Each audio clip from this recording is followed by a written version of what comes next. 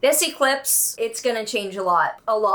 So if you're looking forward, I was gonna say excited, but like, I don't think you're gonna be excited. If you're looking forward to hearing about what's coming up with this eclipse, make sure that you like, subscribe, and hit that notification bell so you are always up to date with what the stars have in store for you. So firstly, we're gonna get into the astrology of this lunar eclipse itself, and then how it applies to relevant world charts. For context, I am filming this in the middle of March, about 6 weeks before this will be released. And if you have not already seen your May or June forecast, depending on when you're watching this, do make sure that you check those out down below.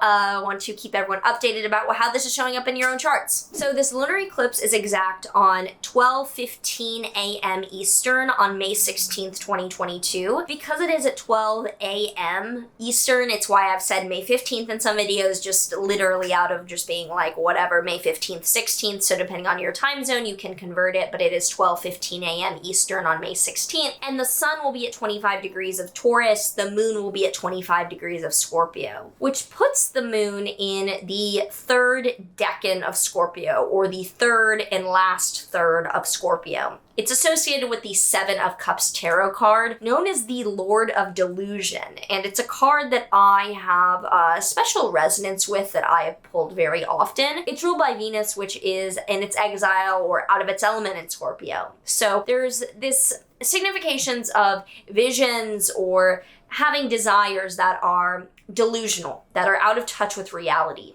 And it can also describe a nightmare, or when our fears are out of touch with reality. So what is actionable here is actually distancing ourselves from whatever that obsession or that value we have is. Likely it's an energetic drain that's not rooted in reality, and it has such a hold on us because we have never had success in achieving or getting away from this bond. That then leads us to the sun being in the third decan of Taurus on the opposite part of the sky, which is the Seven of Pentacles card. This is actually called the Lord of Failure card, also a card that I have pulled pretty often. It is a failure of our own doing. We are unhappy with where we've gotten. You know, this is a Saturn-ruled decan. We feel very personally judgmental of our own creations, and it can seem like we have just had the worst hand dealt to us. We are down in the dumps. We don't have control over this, and that there's nothing we can do right now. And often, this is a card that, or area of Taurus that shows we simply need to keep going in a different direction, that this itself is not going to be where we have our satisfaction. So with putting all that together, the moon often represents the topic at hand, or the people's reaction to the matter, and the sun is what's causing or leading us,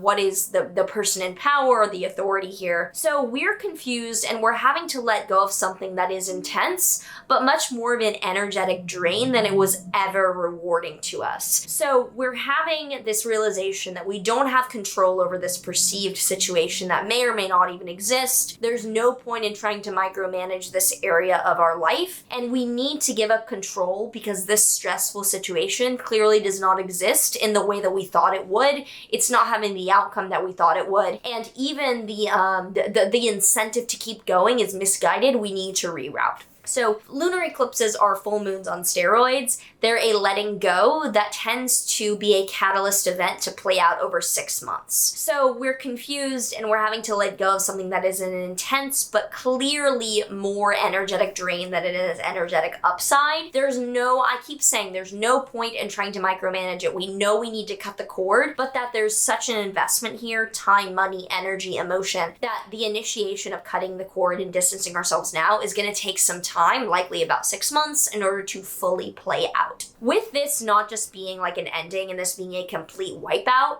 if you're old enough, this could be similar to a similar ending that occurred about 18 years ago in the previous cycle of eclipses with the South Node in Scorpio and North Node in Taurus. And given that the North Node is a future indicator, a volume up or more focus indicator, and Taurus being a sign of stability, fertility, and grounding, we're trying to see what options make more sense and are more grounding, versus the South Node, which is release, letting go, less attachment. In Scorpio, we're trying to let go of emotional attachments here. What is tangibly resources that we need? The paranoia, the emotional obsession does not have a place right now. Like literally, we have real like fucking big issues to deal with on a day-to-day basis with like likely money, resources, etc. We cannot have these weird emotional paranoia drains going on. This is a wipeout and a letting go that is starting in the Scorpio area of our charts due to needing to move forward with a bit more focus and progress in our Taurus part of our charts. We don't need to force this. The North Node usually indicates where literally life circumstances have us directing more energy towards. For example, in my own chart, the South Node and this lunar eclipse is happening in my 11th house of publicity, audience, personal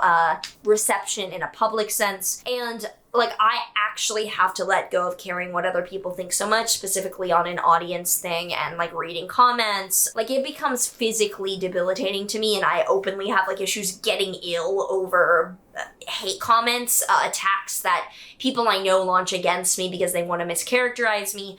I need to figure out a way that is more grounding and sustainable, with my 5th house having the North Node in it right now, and 5th house being creativity and fun. Like, what can I actually have that's creative and takes my mind off of this, because it's unsustainable, and I already know that there's going to be some shit that goes down around this, because never is there a moon in Scorpio day with the moon in Scorpio, let alone eclipse. That is not hell for me. Saturn is also still near the bending of the nodes, which shows that at that 90-degree angle, there's a missing piece of temperance and structure that Saturn represents that needs to be integrated in order to successfully let go of the Scorpio area of our lives and have a bit more focus in building the Taurus house in our charts. And with Saturn being in Aquarius, it's temperance around intellect and neutrality, like not taking a side or not polarizing, rather than extreme Taurus stubbornness or extreme Scorpio obsession. Mars, Neptune are also nearly almost exact. Mars is aggression and actions, and Neptune is spirituality and transcendence, which makes the Mars-Neptune combination often characterizing spiritual warriors or acting on behalf of a higher cause. So in Pisces, this emphasizes the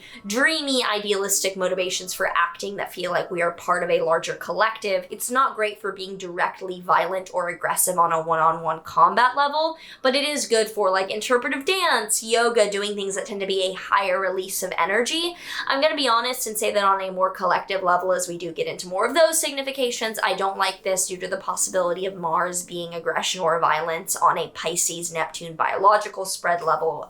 Openly really don't like that. I think that bioweapons in the news could be either threatened or like actually enacted upon. I'm not fear-mongering. Literally, they're in the news right now, even as I speak in March, let alone where we are fucking at in May. Venus and Chiron are also conjunct in Aries, and I don't usually talk about Chiron unless it is very exact in something like a conjunction with a planet, Venus. So Venus is beauty, harmony, often represents women, and it's in its exile in Aries. It isn't a sign it is uncomfortable and notable in because it rules the opposite sign of Libra. So Venus in the sign of Aries, which is Martian, aggression, directness, is like, how do I uphold my values in a very direct, very assertive sense around what I stand for when I'm vulnerable. So I see beauty and independence, or like literally just like feminism and women being like assertive, being something here. Chiron, on the other hand, is an asteroid that represents vulnerability, or something we were once humiliated about that we are now more proud of. So a lot of this on the bright side looks like being open about our triggers, especially women, or things around like vulnerable peoples that are like, I am proud to be standing in where I am today. Or I think it could be a women's issue highlighted here.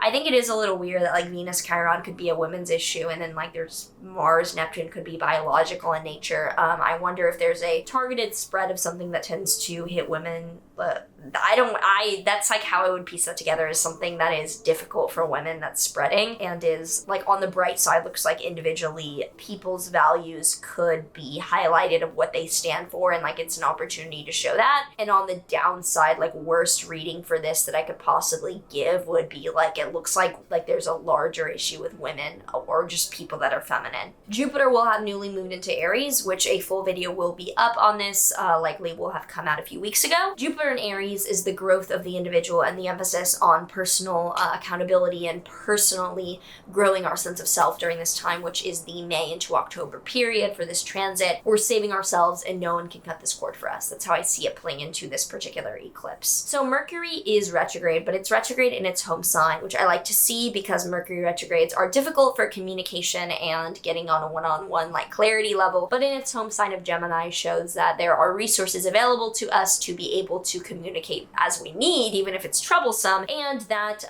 there's a lot of internal deliberation that is our doing. We are literally trying to internally deliberate because there's information that got us to this point, and now we're realizing that we might have crafted a very paranoid conception of reality that's a house of cards and just not sustainable to build on anymore. And we need to move on into what we can control, which isn't everything, and also means we should not adopt other obsessive control mechanisms, but know that we need to healthily articulate a new set of standards of how we're going to govern our lives, and we might get new data that is prompting this to happen quickly. So if you already know what house Scorpio is in your chart and where there could be a radical clean out and letting go of something that is an obsessive hold on you that you no longer need, let me know in the comments down below. I would love to hear how this is showing up in your life and what you're predicting for yourself. So in the United States' chart, Saturn is very close to the US moon. The moon is ruling the 8th house of the market and the economy, and Saturn is in the 3rd house of media, news, neighbors even. So it's not good for the market, but it's not exact yet.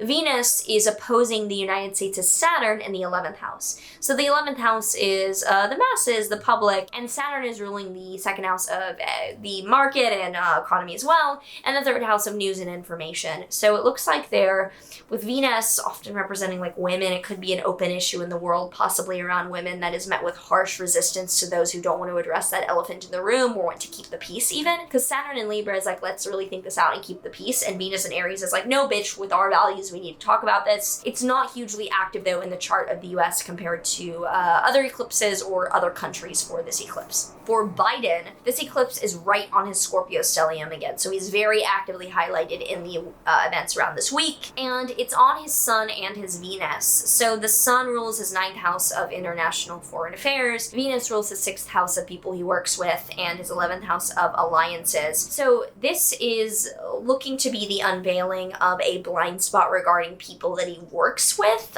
or has an alliance with that are from some other country. So this is him maybe letting go of something he's hidden that involves tension with another foreign leader that he's involved with or is supposed to be, and things are coming to light that are like, yeah, a partnership with this country or alliance is ending because behind the scenes there were disagreements. Mars is on his IC, so it is very tense in regards to national identity and his like conception of what the US should be, and Mercury retrograde is right on his natal Uranus in the 7th house of partnerships or opponents. So suddenly rethinking his communications with another partner or opponent, another political party affiliation, or partner turned opponent. In Zelensky's chart, Mars Neptune in his 10th house trine his Jupiter on his ascendant looks like help from another party or another world leader is likely, because Mars Neptune trine his Jupiter is like, suddenly someone is coming with a lot of resources and help that is powerful, and it's helping you, like your ascendant, out with that trine. Jupiter just recently entered his 11th house, so I could see the growth of support from alliances or whatever he considers his more governmental friends. However, Venus Chiron is opposite his Pluto in the 5th house, so it looks like a challenging test of vulnerability or values for him. And the eclipse is square his natal moon, IC, MC, Saturn, this gnarly fixed T-square with the eclipse in his 6th house, 12th house.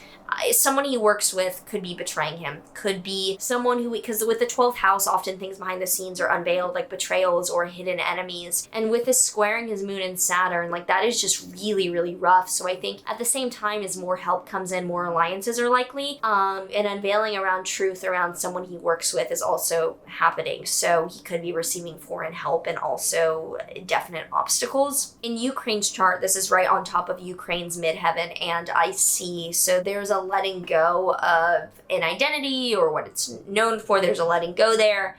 Saturn is on its moon, which rules its 7th house of partnership and opponents. So it's in the 2nd house of finances being rough, and also tying in someone on another side being rough. I'd say this looks really, really rough in Ukraine's chart. Mars opposing its natal Mars in the 9th with Neptune there too, and Mars ruling the 11th house of alliances and 4th house of home and land.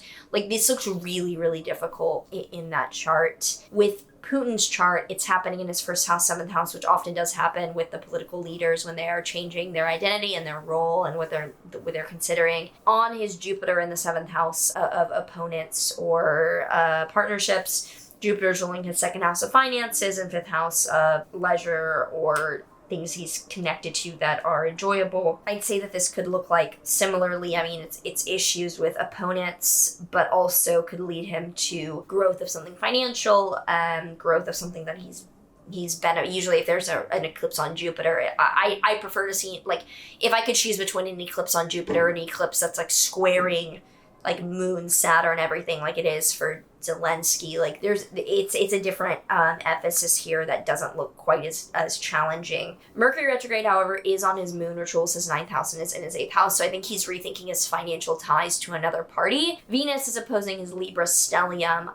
Venus oppositions tend to be helpful. In his 6th house, the people he works with are being helpful. This is obvious if you know, like, he has this very tight inner circle of people that like very, very tightly knit circle. Mars and Neptune are opposing his Mars in the 2nd house. So there is financial pressure. Like, there are financial issues going on, which is fucking likely given the sanctions and natural resources, issues with Russia. In Russia's chart, this is right on Russia's Venus Pluto, highlighting the drastic change in national identity that catalyzes like the rest of the year. Venus is ruling their 3rd house of communication and 10th house of leader. Literally change in a leader and the media's portrayal of that.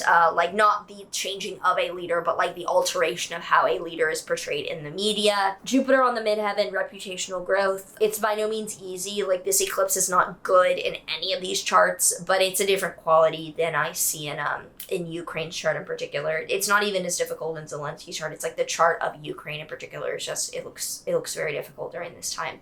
Moving on to the financial charts here for Bitcoin, eclipses are usually rough financially, and there's a ton of volatility. So with the lunar eclipse being a full moon, likely it's a local bottom. This is trine Bitcoin's Jupiter within a few degrees. So Mars crossing Bitcoin's Uranus and opposing Bitcoin's Saturn. Like, this looks very volatile. Squaring Bitcoin's Neptune within a few degrees, very difficult. Most likely it is a local bottom nuke into then pump out for the days to come. So for Ethereum, this is right on ETH's natal Saturn, which is objectively challenging. A local bottom looks likely. However, Mars trying to say no, Mars is helpful. I think that it looks like a dump into, and then we'll go up from here, that it's a local bottom type situation. So now we'll pull a Oracle deck card for this eclipse, see what comes up. South, Adventure, the 2nd card. This is interesting because I just filmed the monthly video and I got one, which is the North card, and this deck is shuffled, so they're not next to one another. So we got North for the month, but South for this eclipse, which is 2. Adventure, take a risk, but an educated one. Do or see something you haven't before, as experiencing something new will help you to clear your mind and give wonder to your heart. Look carefully at your plans. Something may be amiss. The situation may have a happy medium. It's not all or nothing. So similarly, you may have to have an ending in the Scorpio area of life, but it's not the ending of that area of life overall. There can be a happy medium where you cut the cord but are not yanking yourself completely. So if you enjoy this and you would like to check out other videos, you can feel free to subscribe. Let me know down below what you'd want to see next. Wishing everyone a very happy, very safe eclipse season, and I will see you in the next one. Oh, but there is one thing you're all forgetting. That endless morning will turn to night. And when you